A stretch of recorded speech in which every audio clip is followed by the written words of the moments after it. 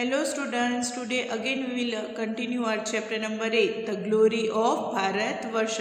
इसके first part में हमने स्टडी किया था एशियंट इंडिया के बारे में, लाइफ कैसी होती है अर्बन एरिया में, लाइफ कैसी होती है रूरल एरिया में। और आज हम पढ़ेंगे ट्रेडर्स न्यू रूल्स। तो let's begin. In ancient times India was quite well developed in trade and commerce and trading of various commodities with foreign countries. कि एशियन टाइम में से ही इंडिया है वो क्वाइट वेल डेवलप था, अच्छी तरह से डेवलप था। कौन सी चीज़ में? ट्रेड और कॉमर्स में, और अलग अलग चीज़ों की कमोडिटीज़ मतलब कि उसकी चीज़ों की फॉरेन कंट्रीज़ के साथ एक्सचेंज चलती थी और वर्क करता था। India's prosperity was at its peak due to trade. कि इंडिया की प्रॉस्पेरिटी कैसी थी? पीक पर, मतलब कि हाईएस्ट लेवल पर थी। उसका रीज़न क्या था? उसका trade. Trading was run through land routes and sea routes. Trading होता था वो दोनों रूट से होता था, लैंड रूट्स और sea routes. Lothal was the major port of Harappan civilisation. उसमें लोथल नाम था, वो कैसा था? मेन पोर्ट था हरप्पन सिविलाइजेशन का। Lothal a carriage, a dockyard and a warehouse have been found. Lothal पर क्या पाया गया है? कैरियज, डॉकयार्ड और एक वेयरहाउस पाया गया है, जिससे पता चलता है इस चीज़ के बारे में। Which providers information about sea transport. जो हमें इंफॉर्मेशन प्रोवाइड करता है किसके बारे में? सी ट्रांसपोर्ट के बारे में। The people of Lothal used to make various pottery utensils and various kinds of jewelry. जो people थे लोथल के वो क्या बनाते थे? Make various pottery utensils, अलग अलग बर्तन बनाते थे और अलग kinds की ज्वेलरी बनाते थे। Trading was done of beads from Otius and Ivory. Trading होता था किससे? बीज से, ओटियस से और आइवरी से होते थे। बच्चों आइवरी का मतलब होता है हाथी के दांत। Indian spices and condiments are precious stones were in great demand. उसमें इंडियन स्पाइसेस और कॉन्डिमेंट्स थे और प्रेशियस स्टोन्स थे, वो एक बहुत ग्रेट डिमांड में थे। Cotton, silk and spices were exported to Europe via Central Asia. Cotton, silk और स्पाइसेस है उसको एक्सपोर्ट किया जाता था। कहाँ पर? यूरोप में। और कौन से रूट से? सेंट्रल एशिया से।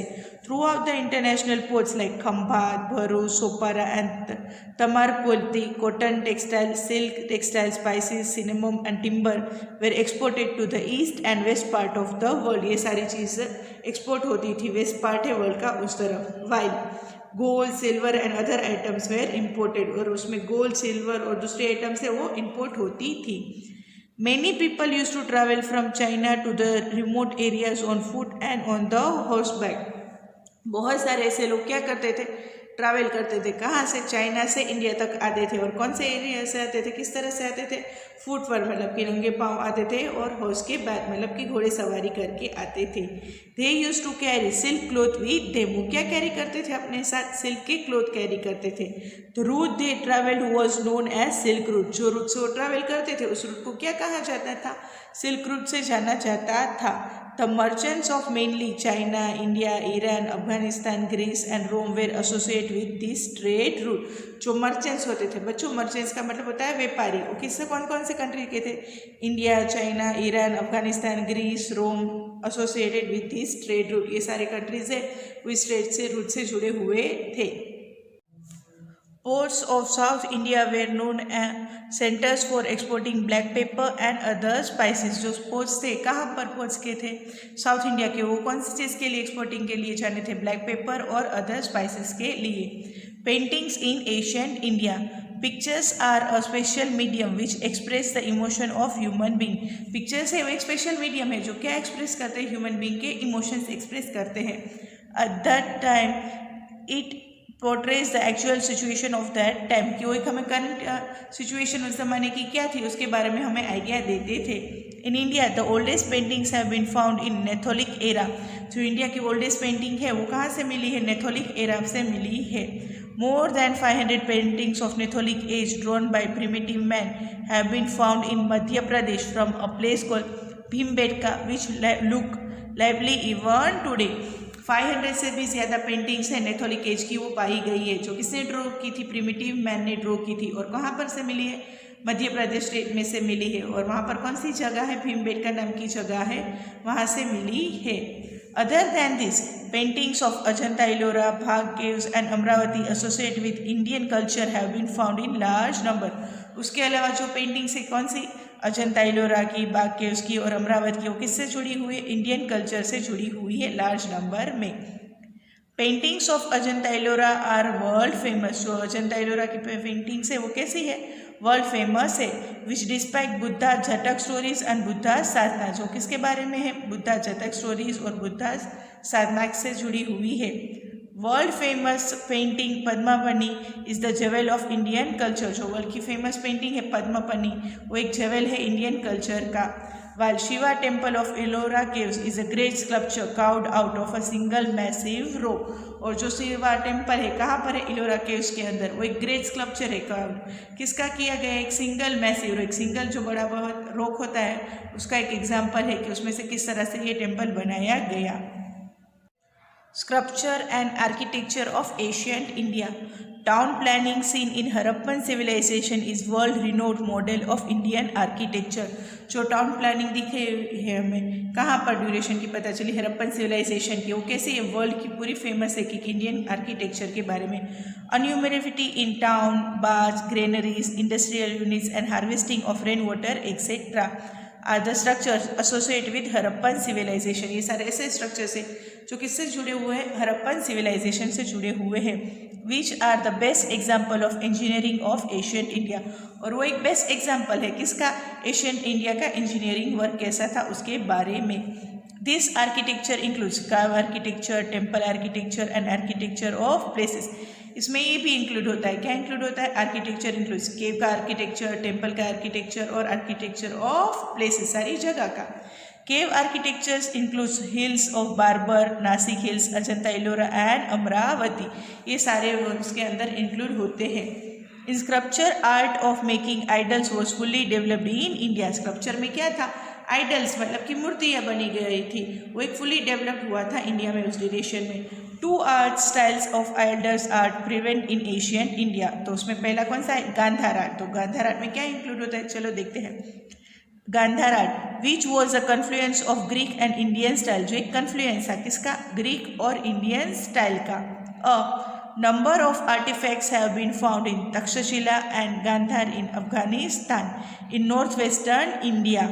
जो कहाँ पर मिला है हमें एक आर्टिफैक्ट्स, उसका तक्षशिला, वो कहाँ पर आया है, गांधार अफगानिस्तान में, और किसी तरफ है, नॉर्थ वेस्टर्न इंडिया में है। Buddha statues were made in large number, Buddha के स्टैच्यूज बहुत सारे नंबर में बनाए गए थे।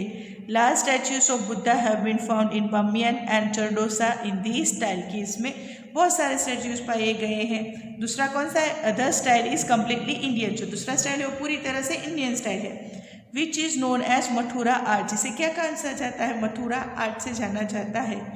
In it also firstly Buddha statue were made, उसमें भी पहले क्या बनाए गए, बुद्धा के स्टैचू बनाए गए। After that idols of Hindu deities were also made in the style, उसके बाद हिंदू डिटिक्स के आइडल्स भी बनाए गए। Specimens of sculpture have also been from Amaravati, Ajanta, Nasik and Sarnath. जो स्पेसिमेन स्कल्पचर्स है वो इन जगह पर भी पाए जाते हैं। Stupas and viharas, architecture of Buddhism include stupas, chaityas and viharas. जो आर्किटेक्चर्स है बुद्धिज्म के अंदर उसमें क्या इंक्लूड होता है, स्तूपास, चैत्रस और viharas. After the nirvana of Gautam Buddha the monumental construction of his life began in the form of stupas. जो निर्वाणा हुआ गौतम बुद्धा का, उसके बाद क्या शुरू हुआ, मोन्यूमेंटल कंस्ट्रक्शन हुआ उसकी लाइफ का, जो किसके फॉर्म में, स्तूपा के फॉर्म के ऊपर।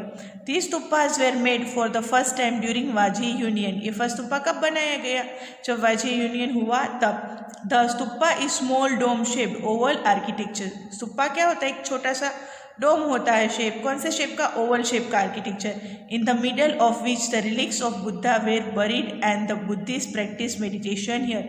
जो कहाँ पर है, रिलिक्स ऑफ बुद्धा है जहाँ पर बरीड किए गए हैं, और बुद्धास प्रैक्टिस मेडिटेशन, और बुद्धास क्या करते हैं यहाँ पर, मेडिटेशन की प्रैक्टिस करते हैं। Later on stupa were constructed in India in large number. उसके बाद स्तूपास इंडिया में भी बहुत सारे कंस्ट्रक्ट किए गए। Among which Ashoka Sanchi stupa, stupa of Lumbini and stupa of Sarnath are very important. उसमें से ये तीनों स्तूपास है वो बहुत एक इम्पोर्टेंट है। The emperors after Ashoka also maintain the tradition of stupa construction. जो अशोका एम्परर थे उसके बाद की आगे की जो जनरेशन थी उन्होंने भी ये ट्रेडिशन कंस्ट्रक्शन करने की स्तूपा की वो शुरू रखी, कंटिन्यू रखी। The kings of Shung dynasty started construction of wooden work around stupas.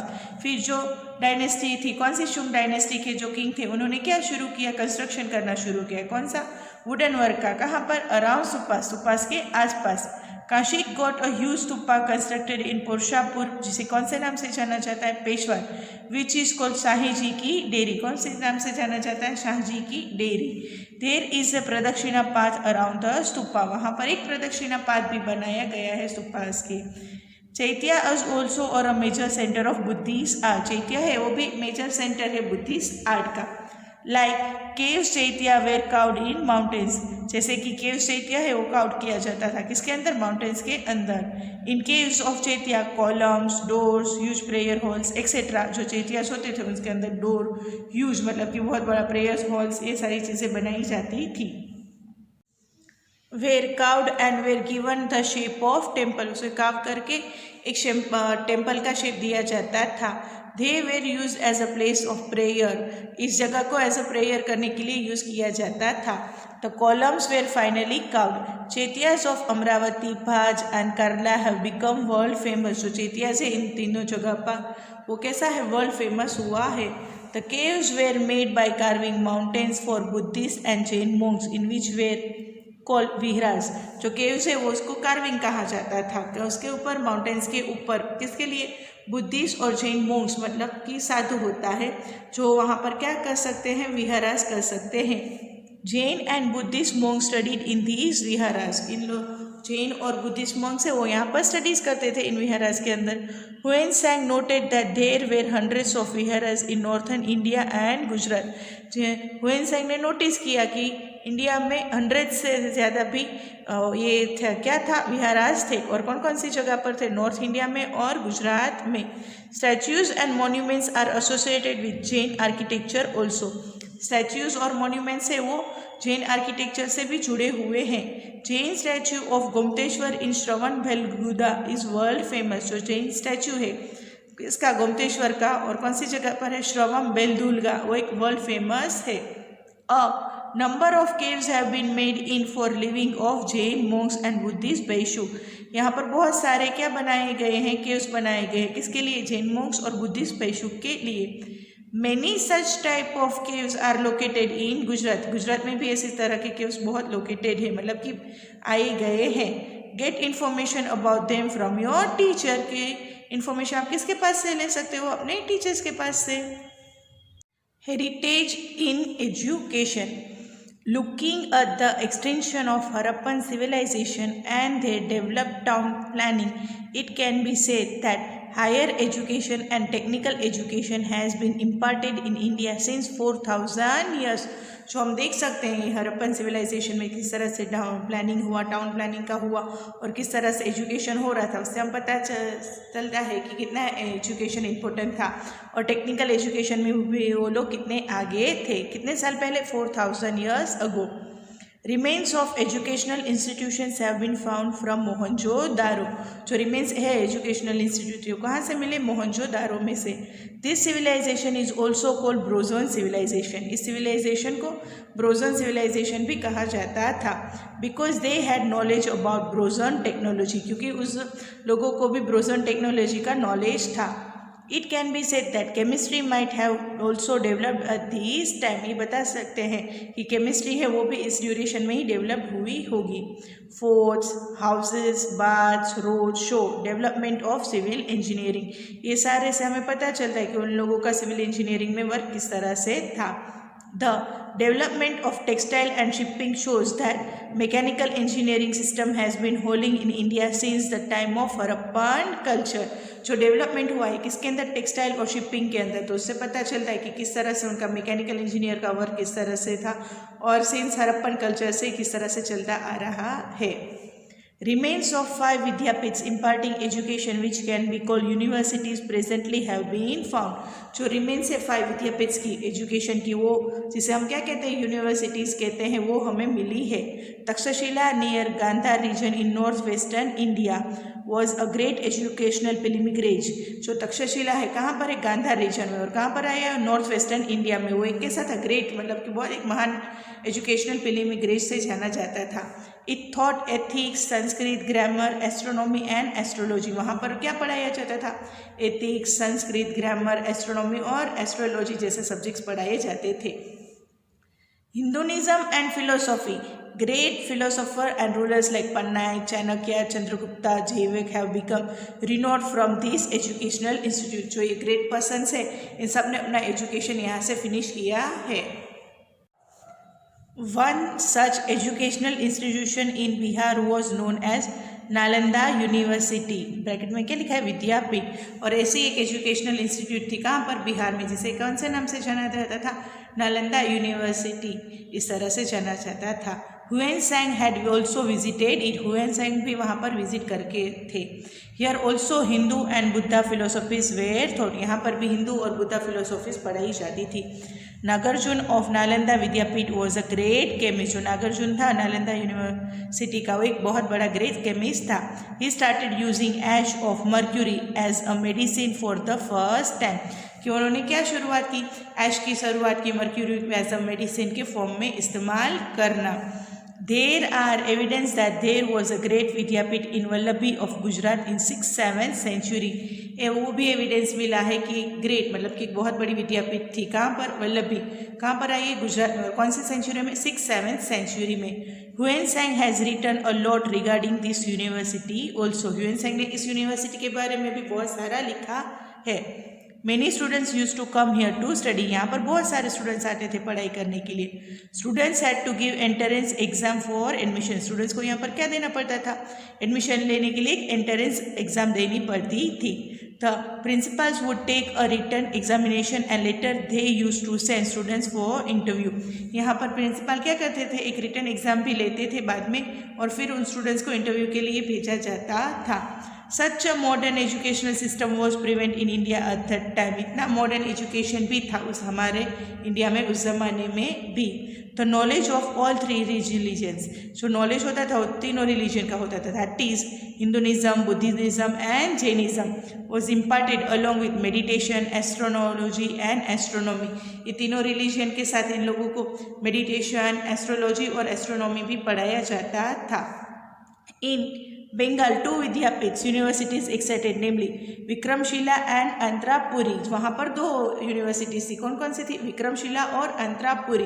Where a large restored library of Buddhism was built, की जहाँ पर एक बहुत बड़ी बिल्डिंग थी और इसके अंदर क्या था? लाइब्रेरी थी, कि जिसके अंदर सारी बुक्स थी बुद्धिज्म के related.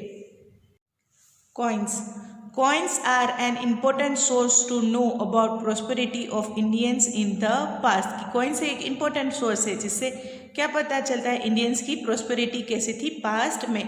Oldest coin in India are known as punch mark coin of 5th century BC। जो ओल्डेस्ट कॉइन है इंडिया के, वो कौन से नाम से जाने जाते हैं? Punch mark coin of 5th century BC के। तो इसके बारे में बच्चों हमने चैप्टर नंबर 1 में ही पढ़ी था कि पंचमार्क कॉइन कैसे थे और उसका पिक्चर भी देखा था। Afterwards, Indo-Greek rulers introduced special kind of gold coin on which the king marked his photo and his time was mentioned। कि उसके बाद क्या हुआ? इंडो ग्रीक रूलर्स आए और उनका कॉइन इंट्रोड्यूस हुआ जिसमें एक स्पेशल काइंड का कॉइन था। किसका था? गोल्ड का कॉइन था और उसके अंदर मार्क था और उनका फोटो था और उस टाइम का मेंशन किया गया था। From this we learn about the history of that time. किस कॉइन से हमें क्या पता चला कि उस जमाने में किस तरह से था और किस तरह से लोग थे, उसकी हिस्ट्री पता चली।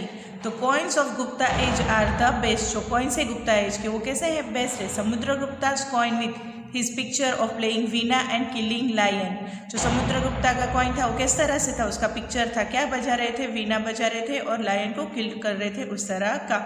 Coin of Chandragupta with picture of king and queen of Garuda. Chandragupta के कॉइन्स किस तरह से पिक्चर थे? किंग का और क्वीन का और गरुड़ा का। चंद्रगुप्ता 2 ब्रैकेट में क्या लिखा है जिसे किस कौन से नाम से जाना जाता था? Vikramaditya. Coins and Simha Varmas and gold flag coins have been found in large number. Coins है वो एक लार्ज नंबर में पाए गए। These coins are mostly of gold, which gives information about India's immense prosperity of that time। ये coins कैसे हैं? Mostly ज़्यादातर गोल्ड के हैं, जो हमें क्या देते हैं? इन्फॉर्मेशन देते हैं। किसके बारे में? इंडिया के इमेंस के बारे में और उसकी प्रॉस्पेरिटी के बारे में। बच्चों इमेंस का मतलब होता है विशाल। The consist development of India has been taking place for centuries की जो कंसिस्ट डेवलपमेंट हो रहा है इंडिया में वो सेंचुरी से चलता आ रहा है। Almost all branches of knowledge are flourishing and developing in our country कि सारे ब्रांचेस है नॉलेज है वो फ्लरिश और डेवलप हो रहे हैं हमारे कंट्री के अंदर। India's great culture heritage is unique through out the world. India का जो हमारा ग्रेट कल्चर और हेरिटेज है वो हर एक पूरे वर्ल्ड में थ्रू आउट द वर्ल्ड मतलब पूरी दुनिया में कैसा है यूनिक है।